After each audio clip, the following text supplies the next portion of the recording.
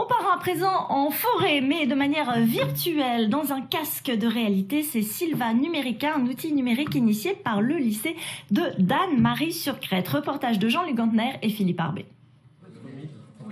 Des arbres virtuels et une forêt entièrement reconstituée sur les écrans d'une classe de première générale. On a 2 arbres de référence. Il y en a un autour duquel on va couper tous les arbres qui sont situés autour de 10 mètres, à moins de 10 mètres, et l'autre, on va rien toucher à ce qu'il y a autour. En distance avec l'arbre là, 3,51 m, donc celui-là tu le marques en rouge aussi. Je comprends mieux comment ça se passe quoi, dans la forêt. Et puis la croissance des arbres aussi, comment ça joue avec la luminosité et tout ça, quoi.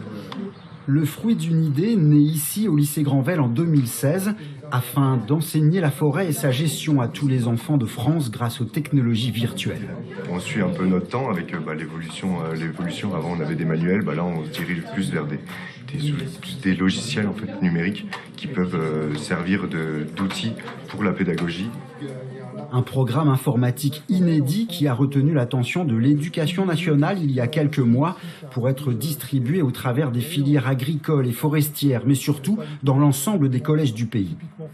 La force de cet outil, c'est en fait de pouvoir passer d'éléments les plus simples possibles qui soient accessibles à des élèves de collège jusqu'à des éléments qui sont techniques, qui sont des données forestières qui permettent d'évaluer la manière de gérer une parcelle forestière.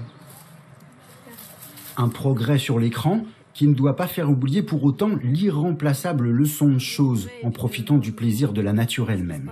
Attends, j'ai trouvé un cloporte là-dedans.